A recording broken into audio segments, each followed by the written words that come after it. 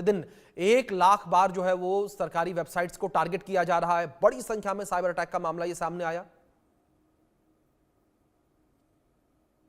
बहुत बड़ी अटैक हुए हैं और ये पाकिस्तान और इधर मिडिल ईस्ट के जो लोग कंट्रीज है वहां से सब हो रहे हैं पिछले 10 दिनों में। मतलब जब ये पहलगाम का हमला हुआ उसके बाद ये सब शुरू है और इसको पुलिस जो कह रही है कि ये साइबर वॉर एक प्रकार का शुरू है और ये साइबर वॉर में ये सब अटैक पाकिस्तान की तरफ से हो रहा है।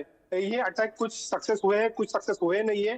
पूरे ऑल ओवर इंडिया में ये सब अटैक हो रहे हैं। महाराष्ट्र साइबर क्राइम जो है, जो इसका जो एक बड़ा हिस्सा है, जो ये पूरे ट्रैक कर रही है और किस तरह से ये हमले जो है इसको नेस्तनाबूद किया जाए, इसको रोका जाए। इस मामले में ये महाराष्ट्र पुलिस जो है, महाराष्ट्र साइबर क्राइम है, वो काम कर रही है।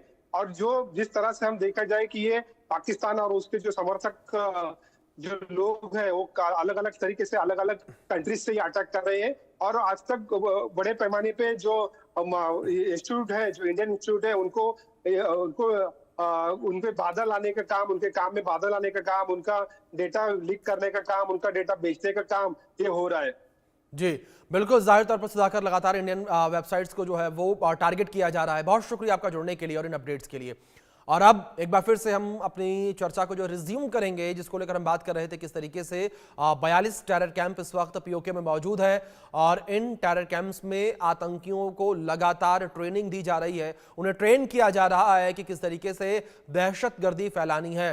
हमारे मेहमान लगातार बने हुए हैं। बंसल साहब, मैं आपका रुख करूंगा और आपसे मैं समझना चाहूंगा जिस तरीके से अगर इन 42 टेरर कैंपों को लेकर बात की जाए, लगातार ये टेरर कैंप ऑपरेट हो रहे हैं। दूसरी ओर जिस तरीके से खबर निकलकर सामने आई, 42 टेरर कैंप हैं जो कि एक्टिव है, आतंकी यहां पर हैं जिन्हें ट्रेनिंग दी जा रही है। लेकिन दूसरी ओर बंसल साहब, जहां पाकिस्तान लगातार इस बात से इनकार करता रहा है कि उसके यहां आतंकवाद मौजूद नहीं है, और दूसरी ओर 42 ऐसे टेरर कैंप को ऑपरेट करना, वो भी बिल्कुल सीमा के पास।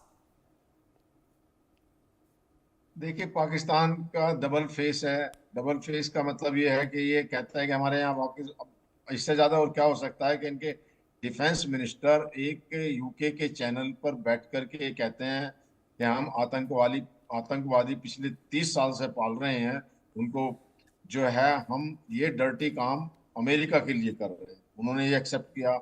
इनके यहाँ पे ओसामा बिन लादेन को मारा गया। इनके जो है इमरान खान कह चुके हैं कि हमने मुजाहिदीन और जितने भी तालिबानी हैं उनको ट्रेन किया। शहबाज शरीफ कह चुके हैं कि हाँ हमने ट्रेन किया। और इनके यहाँ पे जो है सबसे मोस्ट वांटेड आतंकवादी, जिसको काफी उम्र कैद हो चुकी है, जो सजा हो चुकी है, हाफिज सईद है, मसूद अजहर है, सलाउद्दीन है, तो ये सब हैं।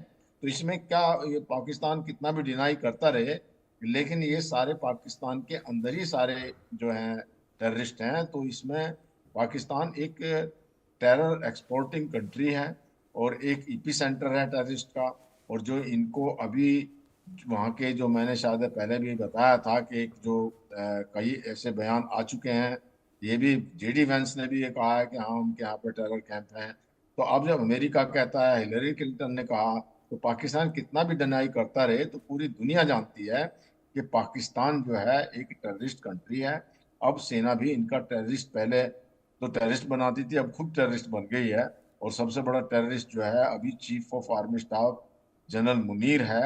और वहां पर भी टेरर फैलाया हुआ है, बलूचिस्तान के लोगों को मारा जा रहा है, खैबर पख्तूनख्वा में जाना जा रहा है। अभी इनकी सेना गई थी खैबर पख्तूनख्वा के अंदर में, वहां पर लोगों को जो है औरतों के साथ बदतमीजी कर रहे थे, तो वहां की पुलिस ने उनको जो है उनका मुकाबला किया। और बिल्कुल पुलिस जो है खैबर पख्तूनख्वा की अब इनके साथ में बिल्कुल बंसल करने साहब, को समय तैयार समय है। पर इनकी जो है पाकिस्तान खुद इस बात को एक्सेप्ट करता रहता है कि हाँ हमारे यहाँ आतंकवाद है। और जिस तरीके से पाकिस्तान के डिप्टी पीएम इशाक डार का बयान सामने आया था, उन्होंने आतंकियों को फ्रीडम फाइटर तक कह दिया।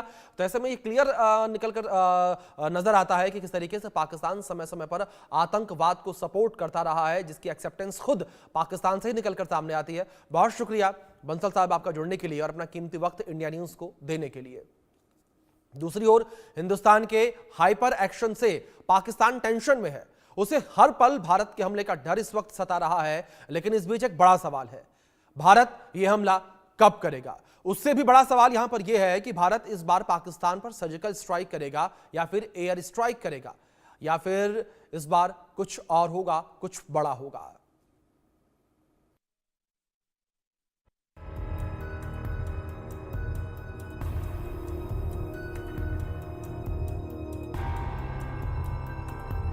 तारीख 18 सितंबर